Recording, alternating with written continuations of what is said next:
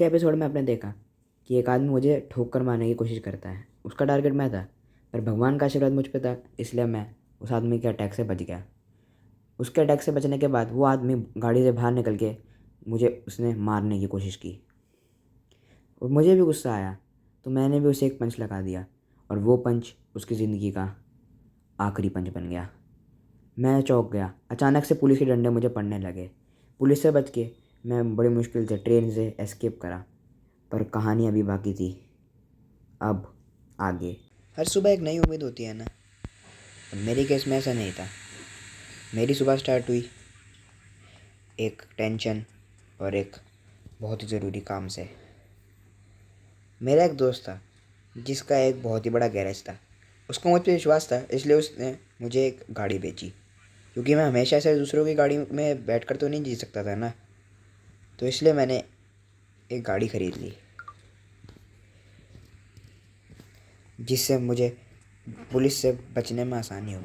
ये गाड़ी आगे जाके मुझे बहुत मदद करने वाली थी, क्योंकि लोगों से छुपने में आसानी होती है जब आप एक गाड़ी में होते हो। इसलिए मैं उसी दोस्त के व्हीकल कस्टमाइजेशन शोरूम की तरफ गया, जहाँ से मैं इसके शीशे काले और गाड़ी का रंग काला करा देता हूँ। मैंने गाड़ी कस्टमाइज़ करा ली थी, काला रंग, काले शीशे, जिससे अंदर अंदर का मामला कोई नहीं देख पाए। और मैंने नाइट्रो भी इंस्टॉल करा लेता है। वैसे तो हमारे शहर में इलीगल था, पर मुझे पुलिस से भागने के लिए ये इलीगल काम भी करना पड़ा। और दूसरी ही तरफ हमारे प्रधानमंत्री ने इंडिया के सबसे पॉपुलर और बड़े आर्मी ऑफिसर कमांडो मिस्टर वीर को हायर कर लिया था मुझे पकड़ने के लिए। ठीक है सर, आपका काम जरूर हो जाएगा, वो बच के जाने नहीं पाएगा। चलो पहले इसके घर की तलाशी लेता हूँ। इंटरेस्टिंग। मुझे इसके घर में ऐसा कुछ नहीं मिला जिससे वो प्रूव हो सके कि ये खूनी है। लगता है मुझे उससे मिलना। वहीं मैं अब थोड़ा खुश था, क्योंकि जहाँ मुझे हर स्टेप और हर शांति काट रही थी, अब वहाँ मैं थोड़ा सा खुशी बना सकता था, क्योंकि कोई मुझे इस गाड़ी में देख नहीं सकता था। पर वो कुछ ही थोड़ी देर के लिए थी, क्योंकि जैसे ही मुड़ा मैंने देखा कि पुलिस की नाकाबंदी लगी हुई है।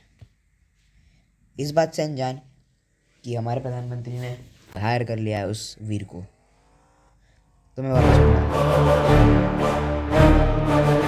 न जाने कैसे और कैसे एकदम से पीछे मुड़ा और मैं गाड़ी फुल स्पीड में मेरे पीछे पुलिस पहुंच चुकी थी एक बार फिर से। मैं अब एक भगोड़ा बन चुका था जो पुलिस को देखकर भागता था सिर्फ। पुलिस मेरे पीछे पड़ चुकी थी, मेरे को चारों ओर से घेर लिया था और मेरे को रास्ते पता भी नहीं थे इतने, तो मैं कहीं भी गाड़ी घुसाया जा रहा था। सिर्फ कोई पुलिस वाला मुझे पकड़ नहीं पा रहा था जब तक ऑफिसर वीर की एंट्री नहीं हुई।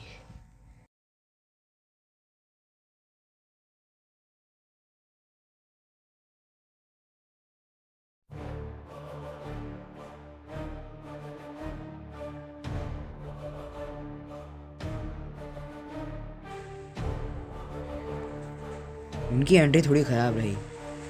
उनका चलने का तरीका और हाव भाव को देख कर ही किसी को डर लग जाए। उनको देखकर लिटरली मेरी हालत टाइट हो गई थी। तो मैं फटाफट गाड़ी में बैठा और बहुत ही ज़्यादा तेज़ी, मतलब बहुत ही ज़्यादा तेज़ी से चलाया।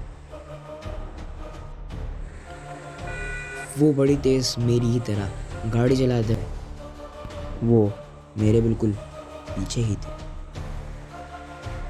उनकी डिफेंडर का कोई मुकाबला नहीं था। इस डिफेंडर ने उनका हर केस में साथ दिया था।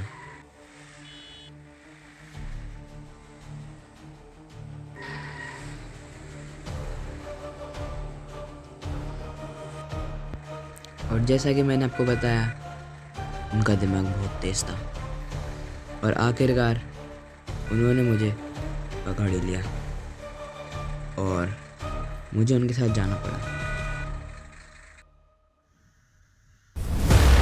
चल अंदर। ये बोल के उन्होंने मुझे जेल में डाल दिया। सच कहूँ तो मैं तभी उम्मीद हार गया था, पर जाते वक्त उन्होंने मेरे कान में कुछ फुसफुसाया। मैं रात को तुझसे मिलने आऊंगा, कुछ जरूरी बात करनी है। मैं यह बात सुन के चौंक गया और सोचने लगा कि ऐसी क्या बात होगी जो उन्हें मेरे से अकेले में करनी थी। कहीं जाइएगा मत, क्योंकि कहानी अभी